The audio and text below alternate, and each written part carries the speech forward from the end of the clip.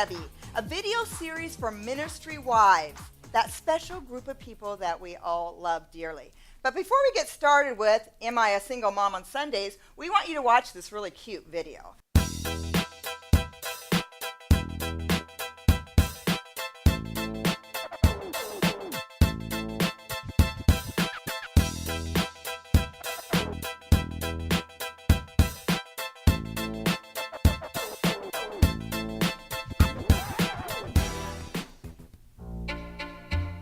Why did the chicken cross the street? Why? To get married. What are you eating? Chocolate. Who is Jesus?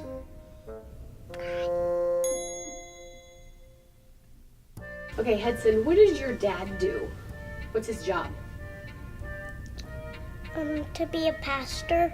Where does your dad work? At this place, Church on the Ridge.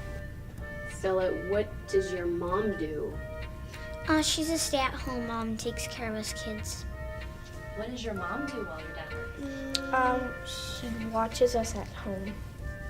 What do you guys like about church? That you learn about Jesus and show other people about Jesus. What do you not like about church? Sometimes there's people I don't know, and they know my name but I don't know their name. Oh yeah. It's kind of awkward. Do people tend to know your name but you don't know who they are? Yeah, that sometimes is the case. People say, "Hi, Liam and Ollie," and we're like, we do not know who you are. We're just like, "How do you know our name? We don't know you." Hudson, do you sleep when your dad is preaching ever? Mostly all the time I try to do that. I do. Do you guys sometimes feel pressure to act a certain way because you're pastor's kids?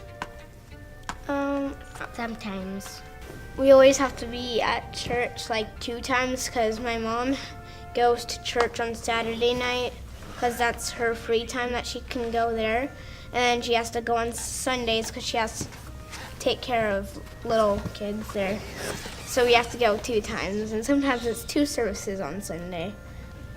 Do you guys feel like you have to behave better because you're a pastor's kid? Sometimes, yes. Does anybody tell you, or does your mom tell you you have to act a certain way when you're at church? Well, no, but it's not because I'm a pastor's kid, it's just because that's what we should do in life. Do you want to work at a church someday? What do you want to do? What's the craziest thing that's ever happened at church that you can remember?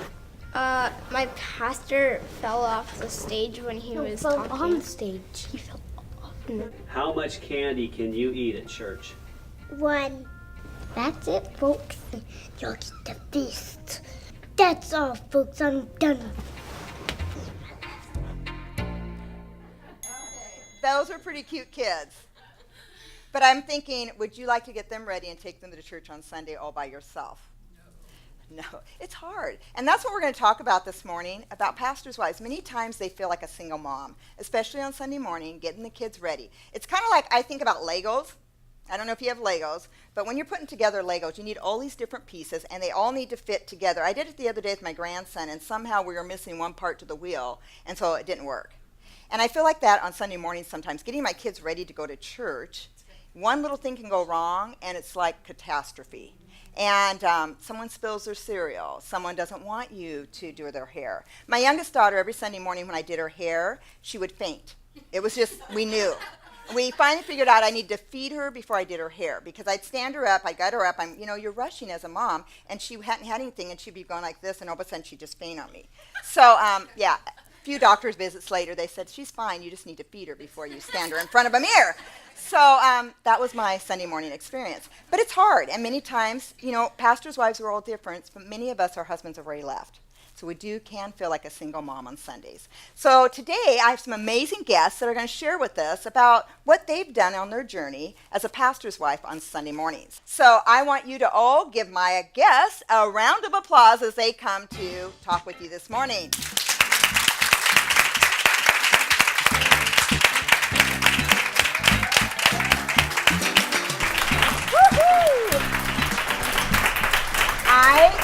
so excited to have some expert guests for you today to hear about Am I a Single Mom on Sundays? These ladies, some of them are in the middle of it right now, and we have one expert that has made it through. So I just want to introduce you to these ladies. I have Brenda Roth. Brenda is an empty nester now, but she raised 3 kids that love church and now are taking their kids to church. So I kind of think that's an expert. So we're going to have Brenda tell you some things that's going to help you out.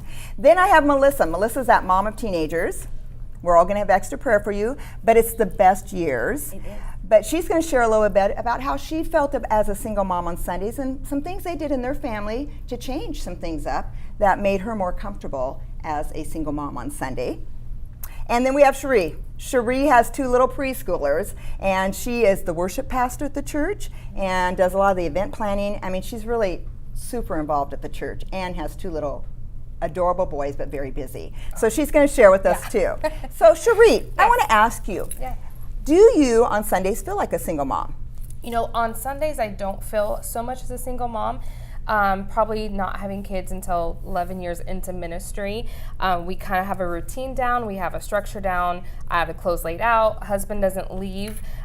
Usually we all leave together. But when we get to church, there's that Okay, separation. so your husband waits and leaves with you. How many in the audience want her husband? Oh, sorry, that's wrong, but But He's amazing. He is, and he also knows that you are the worship leader. Right. So he can't leave you home because if you don't show up. Right. I don't show up, or if I'm frazzled, then that sets the atmosphere for the team or the congregation and that sort of thing. Yeah, there's no spirit flowing then. No. Yeah, there's a It's just spirit mom. flowing, yeah. Yeah. So you don't feel like a single mom on Sundays, but do No. you ever feel like a single mom? Sometimes during the week when more obligations come, the board meetings, he's usually out of the house by about 6:30 during the week. Okay. So during the week is when I feel more like a single mom. But we are a team, and so we've always just kind of worked together in that. So yeah. Okay, Melissa, now I know you went through a time when your kids were little that you did feel like a single mom. Absolutely. Can you kind of share with us about that and what you guys ended up doing to making some life changes?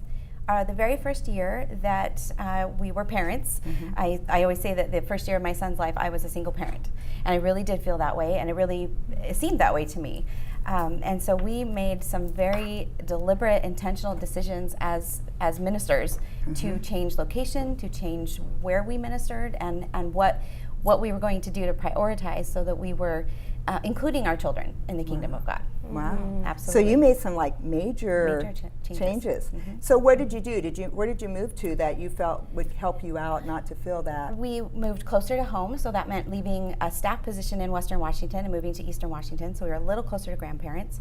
And took our Okay, first, I like that. You're my friend now. You need help. Everybody, we need Yes, grandparents. Yes, you do. So, and then took our first lead pastorate, but a smaller church where there were less responsibilities and things that we could, we just felt more able to do, and then manage time at home so that my husband had evenings with our little people. So, And have you been good with that decision?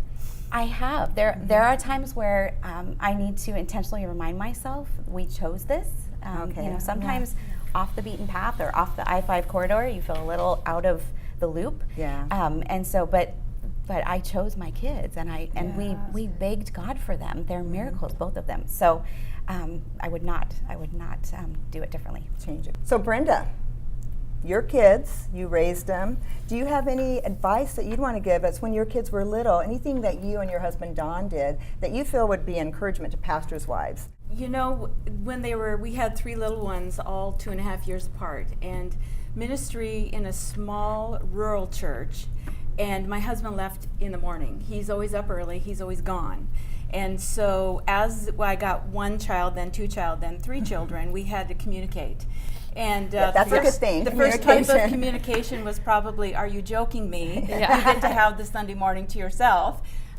So we had to have a discussion, and it ended up being where he would take one of the 3 with him in the morning, and they would go to McDonald's. Okay, I just saw like little people in the audience going ding, ding, ding, ding, ding. Okay, husbands, watch out, they're coming home. Yeah. So he would take one, and I have no idea what they did at McDonald's. I'm sure they took books, they did other things. He studied, He had one with him, and it ended up being where that child kept track of it. All three kept track of who was their turn, and they loved it. They didn't miss it. And he would come to the children, he would say, okay, I'm leaving 6 a.m. They would set their alarm. They would get themselves up. They were ready when Dad came in, and they were on their way with him. And he kept them with him until they got to church. So by the time I arrived for that first service, my child had been at church for a while, and I'm sure they ended up with the children's workers for a little part of the time. Our children usually do. But it was great. They loved it. It worked. I think it's a great idea. And when you only have 2 instead of 3, that's a huge difference. That third one's for some reason it's not their fault. This an odd number is hard sometimes. So I wanted to ask you, Cheri, so you with small children and going to church and sometimes feeling like that single mom. But do you ever feel any resentment about ministry, or is there anything that sometimes you struggle with as mom of preschools at church? I think one of the things that some of the resentment I have and I've worked through is the fact that when you're off to go get your kids, or you have one of them screaming, the other one's running across the chairs, and you're trying to rally your troops together, someone always needs you.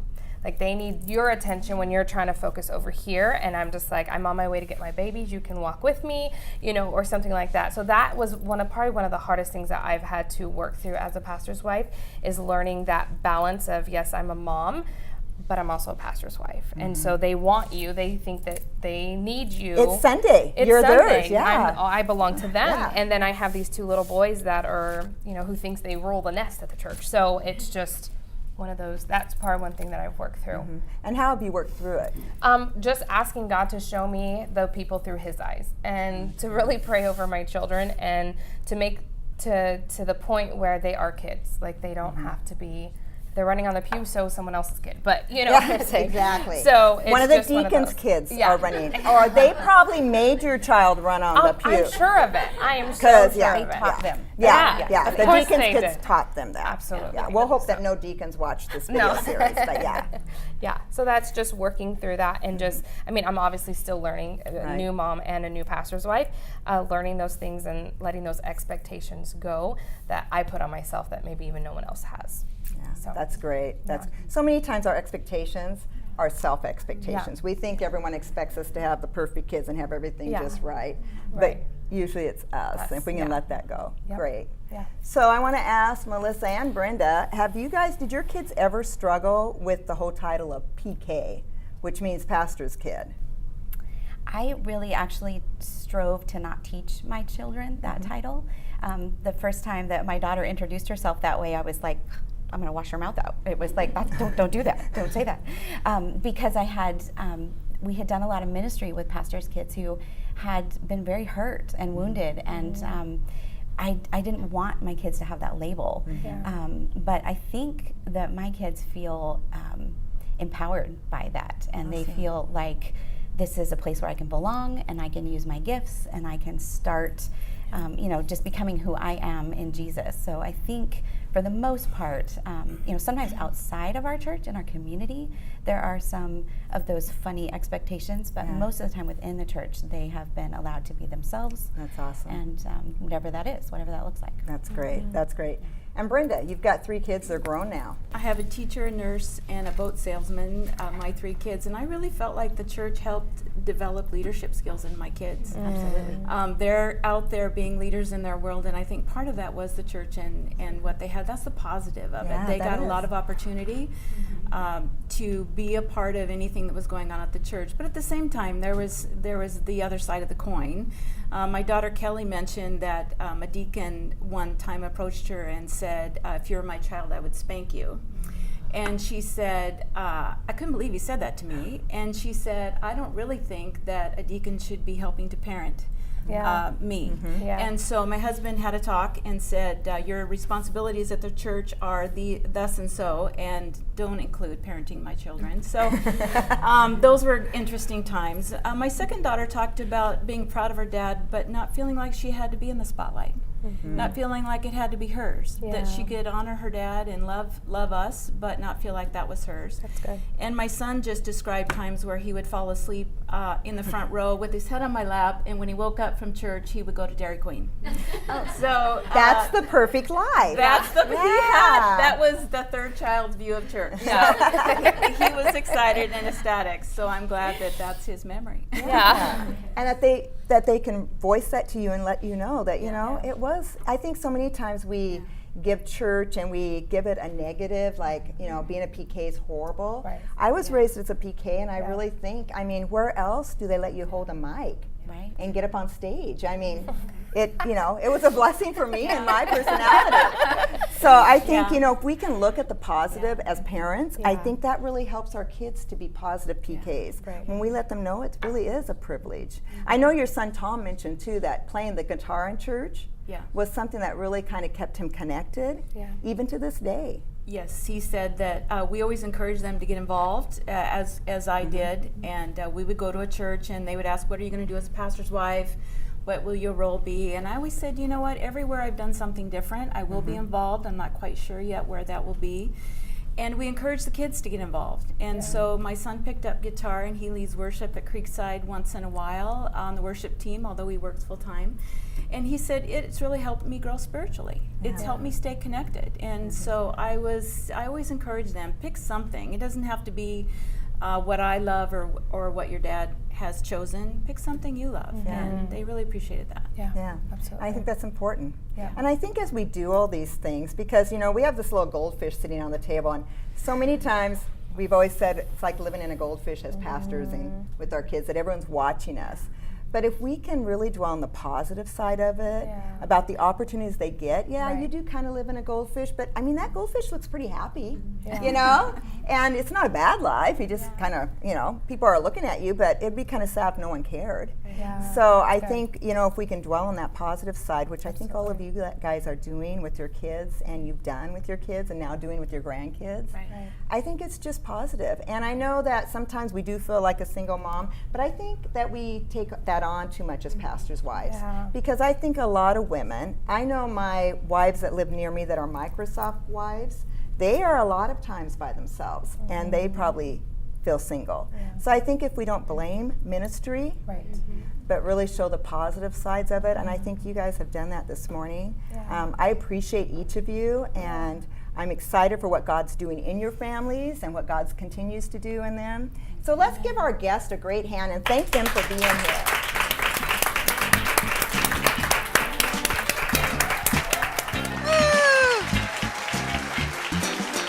So, ladies, you know, Sunday morning for a pastor's wife, especially with lots of little kids, can be kind of like building something out of Legos. Something beautiful might be made, or it might just be one painful step after another. I don't know about you, but have you ever stepped on a Lego in the middle of the night? Yeah, I thought that would be a really fun activity, you know, all of us coming up here and stepping on Legos, but we switched it up a little. And I need a couple volunteers. Would you two come on up? Come on up. I want to ask you to do something for us. So, we just want to know, both of you are moms. Both of you know what these are? What are these? Legos. Legos. They are the most exciting, awesome. You know what? I bet whoever made Legos is wealthy today. But anyways, I know these will entertain my grandkids forever. But we want to just see how creative you are. So we're going to give you about 30 seconds, and we want you to build something out of your pile, no stealing, something that represents church to you. Sunday morning, whatever it is, something that represents church, and whoever we feel as an audience did the best job, you get a Target gift card. So I'm going to go D, and you're going to go. Build something that reminds you of church. Ready, set, go. Do, do, do, do, do, do. You can do this. Someone's going, you can kind of tell she doesn't have a plan. We hope that your life you have a better plan. Your spiritual walk you have a better plan. But you're looking, that's good, searching. If you don't have a plan, look like you know what you're doing. Okay, so let's see. Time. I'll give you 5 more seconds. She has 5 more seconds. Correct? 5 more seconds. Okay. So, okay, we're going to start with you. What did you build? Well, Okay, can we tell what it is? No, okay. What did you build? because it's nothing. It is just tall and it's creative and has lots of different pieces, just like our churches are made of lots of different people. And it reaches up high because we come to church to reach up to God. Wow, very good. So how do you feel right now? It's okay. I felt like a loser many times in my life. It's okay. Everyone wins and some do lose. I'll tell you what But it looks really good. So what I was going to do, and mind you, I have 3 boys who do Legos, but I tell them all the time, I don't know how to do Legos. Your dad does those. So this is the result of that. I was going to make a car, and it was going to be because we all pile in the car to go to church, and that was what I was going to build right here. that was like so good.